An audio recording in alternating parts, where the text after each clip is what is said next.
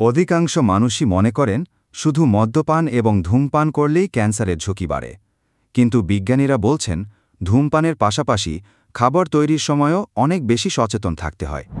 বিশেষ করে রান্না করার সময় এমন কিছু অভ্যাস রয়েছে যেগুলো ক্যান্সারের ঝুঁকি বাড়ায়। প্রাণঘাতী রোগ ক্যান্সার, যার নাম শুনলে আঁতকে ওঠেন সবাই।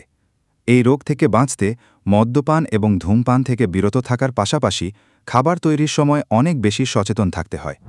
যেমন অনেকে তাওয়ার বদলে সরাসরি গ্যাসের আগুনে রুটি সেকেন। এতে রুটি দ্রুত ফুললেও আগুনের সরাসরি তাপে অ্যাক্রিলামাইড নামে একটি ক্ষতিকারক রাসায়নিক তৈরি হয়, যা ক্যান্সারসহ নানা জটিল রোগের কারণ হতে পারে।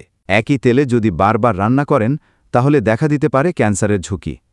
তেল বারবার গরম করলে এটি তার গঠন হারাতে শুরু করে এবং এতে ট্রান্সফ্যাট এবং ফ্রি রেডিক্যালের মতো ক্ষতিকারক রাসায়নিক তৈরি হতে শুরু করে। সেই তেলে তৈরি খাবার খেলে তার হৃদরোগের কারণ হতে পারে। এছাড়া অক্সিডেটিভ স্ট্রেস বৃদ্ধি থেকেও হতে পারে ক্যান্সার। অনেকেই তাড়াহুড়ো করে ডাল এবং শস্যদানা সঠিকভাবে না ধুয়ে এবং ভিজিয়ে না রেখে কুকারে রান্না করেন। ডাল এবং শস্যদানায় ফাইটিক অ্যাসিডের মতো অ্যান্টি নিউট্রিয়েন্ট থাকে, যা জিঙ্ক, ক্যালসিয়াম এবং আয়রনের মতো খনিজ পদার্থ শরীরে সঠিকভাবে শোষিত হতে দেয় না।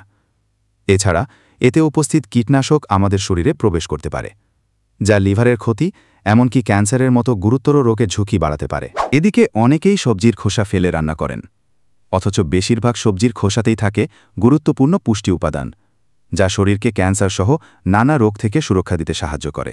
অন্যদিকে ফ্রিজে সংরক্ষণ করা আলু খেলে ক্যান্সারের ঝুঁকি বাড়ে। ফ্রিজে থাকাকালীন আলু শর্করায় রূপান্তরিত হয়, যা রান্নার সময় ক্যান্সার সৃষ্টিকারী অ্যাক্রিলামাইডে পরিণত হয়। তাই আলু ফ্রিজে না রেখে সরাসরি রান্না করাই উত্তম।